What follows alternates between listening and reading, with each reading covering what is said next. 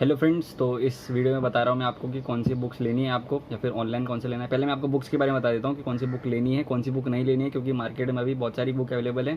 सारी बिल्कुल भी सही नहीं है, ठीक है। मैं आपको बता रहा हूँ सारी बिल्कुल भी सही नहीं है। कुछ कुछ बुक्स ही हैं जो नीट के एग्जैक्ट तो कोई नहीं दे रही है। मैं आपको पहली चीज़ सच में बता देता हूँ कि आप जो भी मॉक टेस्ट देखेंगे, भले ही वो ऑनलाइन देखो या फिर ऑफलाइन देखो, bare minimum 10 to 15 question out of NCERT रहेंगे। ये आप लिख के ले लो। आप कहीं पे भी मॉक टेस्ट देख लो, भले ही वो एलन का हो, भले ही वो आकाश का हो, भले ही वो रेजोनेंस का हो या किसी का भी हो। पहले तो बता देता हूँ कि कौन सी बुक नहीं लेनी है, नहीं लेनी है, ठीक है।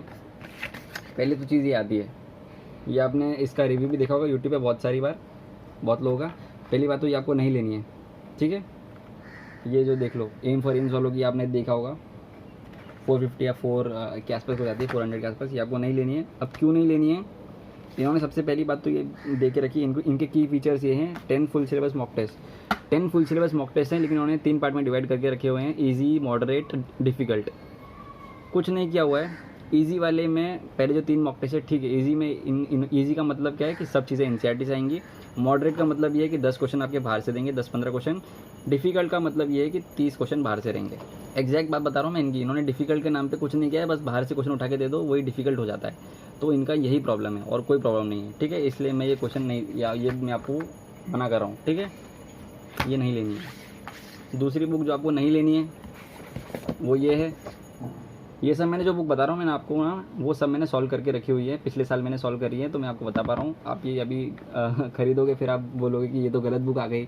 तो उससे पहले मैं आपको बता दे रहा हूँ कि ये बुक नहीं लेनी है। ये देखो, ये एमटीजी की टॉप 10 मॉक टेस्ट जो भी बुक है, ये आपको नहीं लेनी है। वही सेम बात है। फिज़िक्स इनका टफ है, वो एनसीईआरटी के लेवल के बाहर जाता है। केमिस्ट्री में इनऑर्गेनिक बाहर से पूछ रखी है थोड़ी, ऑर्गेनिक तो पता नहीं इनका ऑर्गेनिक का क्या लफड़ा है। मुझे हर मॉक टेस्ट का ये प्रॉब्लम लगता है, ऑर्गेनिक जितने भी है वो 15 क्वेश्चन में से 5 क्वेश्चन तो कुछ अलग ही क्वेश्चन पूछते हैं जो एनसीईआरटी में है भी नहीं। तीसरी बुक जो नहीं लेनी है आपको, ये test drive for NEET 2020 Arihant publication की है। उन्होंने 12 मॉक टेस्ट दिए हुए हैं और इनके मॉक टेस्ट, इन जो तीन, जो ये दो बुक बताई है ना, मैंने आपको, हाँ, ये जो 2 बुक बताई हैं, इन दोनों में तो फिर भी इनकी चलो ठीक है 20-25 क्वेश्चन बाहर से हैं, बट इसमें सबसे वर्स्ट बुक बता रहा हूँ, सबसे ख़राब बुक यही है। अकेले बायोलॉजी में 30 to 35 क्वेश्चन बाहर से हैं, आउट ऑफ एनसीईआरटी से। कुछ अलग ही लेवल है इनका, बताना ज़रूरी है क्योंकि बहुत अलग लेवल है इनका। तो ये आपको नहीं लेनी है। फिज़िक्स ठीक है, फिज़िक्स तो हर चीज़ का ठीक ही होता है, हर टेस्ट सीरीज़ का। बट जहाँ पे आके ये लोग गलत कर देते हैं वो होता है केमिस्ट्री और बायो। केमिस्ट्री में वही सेम इनऑर्गेनिक का पार्ट कहाँ से पूछ रहे कुछ पता नहीं है। ऑर्गेनिक तो अलग लेवल की जाती है, पता नहीं कहाँ से पूछते, क्या पूछते हैं, हमको क्या समझ लिया नीट वालों को। एनसीईआरटी से पूछना नहीं है, पता नहीं क्या ही है। और लिख के दे देंगे कि ये तो पहले ही पेज पे ये लिख देते हैं कि it is completely based on NCERT and attached with the same syllabus और syllabus given by the NTA based, ये लिख देते हैं, बट कुछ होता नहीं है इनका। तो ये भी बुक आपको नहीं खरीदनी है।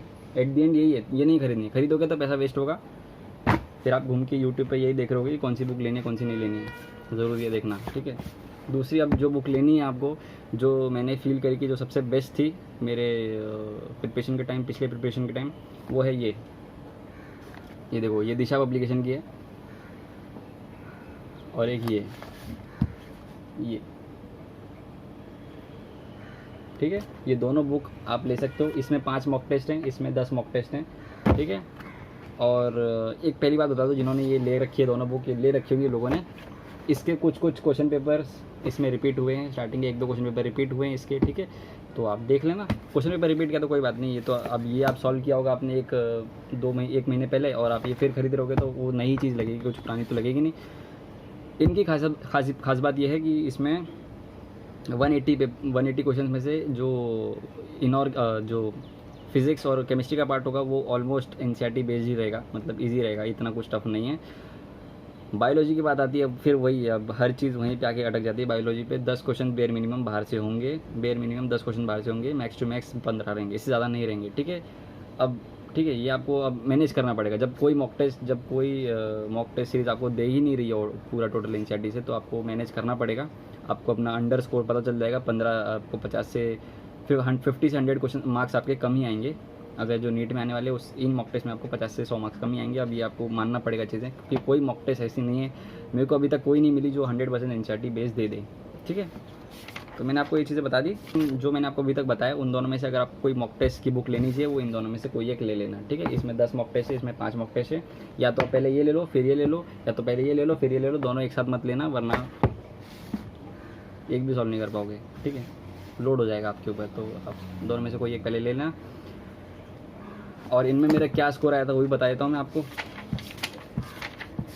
ये बता देता हूँ, ज़रूरी है आपको जानना, वरना आप बोलोगे भैया ने हमको कुछ और बता दिया था और हमारे तो कुछ अलग ही स्कोर आ रहा है। मेरा पहले मॉक टेस्ट में 518 आया था, 518, फिजिक्स में 132, केमिस्ट्री में 146, बायो में 240। मेरी बायो बहुत ख़राब थी, सॉरी इसके लिए, बट हाँ थी ख़राब। बायो में क्यों ख़राब आता था मुझे, क्योंकि अब मैं बताता हूँ कितने क्वेश्चन इनके बाहर के थे।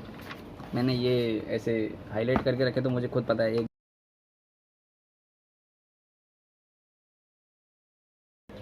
15 क्वेश्चन जो मुझे लगे वो जो बाहर के थे इस मॉक टेस्ट में। अब देखो, अब आप खुद समझ लेना, जिन्होंने एनसीईआरटी पढ़ के रखी उनको पता होगा।